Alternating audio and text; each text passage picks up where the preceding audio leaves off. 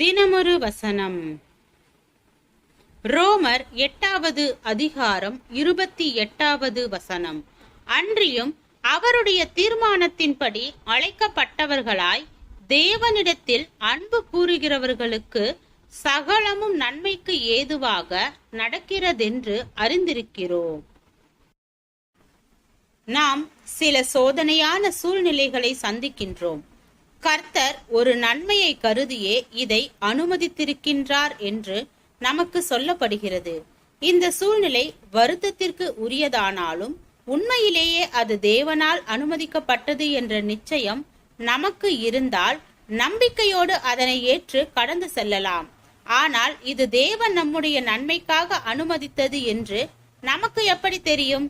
அது எதேச்சையாக வந்திருக்கலாமே, அல்லது நம்முடைய குறைவுகளின் காரணமாக வந்திருக்கலாமே, சாத்தானாலும் வந்ததாக இருக்க முடியுமே.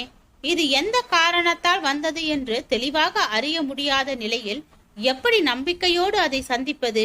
இவ்விதமான குழப்பத்தோடு நின்று கொண்டிருப்பதை விட தேவனிடத்தில் இந்த சூழ்நிலையை குறித்து ஜெபிக்கலாமே. தேவனே, என்னுடைய நன்மைக்காக இந்த சோதனையை அனுமதித்திருந்தால் அதனை விசுவாசத்தோடு ஏற்றுக்கொண்டு கடந்து செல்ல கிருபை தாரும் என கேட்கலாம். ஒருவேளை இதற்கு காரணம் நம்முடைய பக்கத்தில் இருந்தால் கர்த்தரிடம் மன்னிப்பு கேட்டு நம்மை சரி செய்யலாம். எதேச்சையாக நடந்திருந்தால் இதனை நன்மைக்கு ஏதுவாக மாற்றித்தர தேவனிடம் மன்றாடலாம்.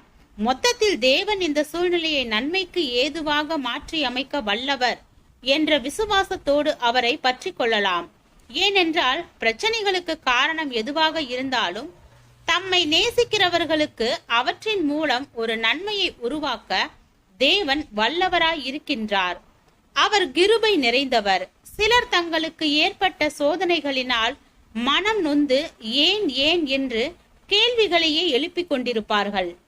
வாழ்க்கையில் நாம் சந்திக்க நேரிடும் சில பிரச்சனைகள் நாம் செய்த தவறுகளின் விளைவாகவோ நாம் எடுத்த தவறான முடிவுகளின் விளைவாகவோ வருகின்றன. அவைகள் எதை நாம் விதைத்தோமோ அவைகளின் பிரதிவிளைவாக வருகின்றன.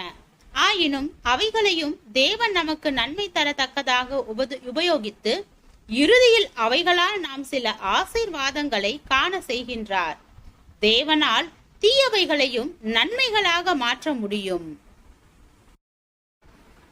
ஜெபம். தேவனுக்கு ஸ்தோத்திரம். தேவனே, நாங்கள் எங்களுடைய வாழ்க்கையில் எல்லா இக்கட்டான சூழ்நிலைகளையும் தேவ சித்தத்திற்கு ஏற்ப மேற்கொண்டு நன்மையான ஈவுகளை பெற்றுக்கொள்ள கிருபை பாராட்டும். ஆமீன்.